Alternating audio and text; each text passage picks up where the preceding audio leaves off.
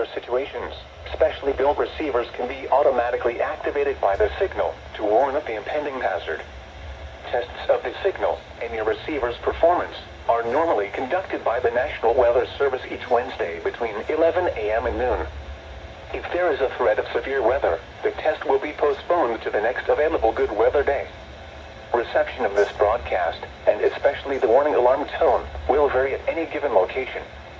This variability, normally more noticeable at greater distances from the transmitter, can occur even though you are using a good quality receiver in good working order.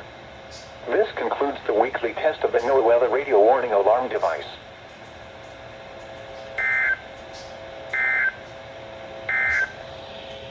Here's your forecast for the Butte listening area. Rest of today.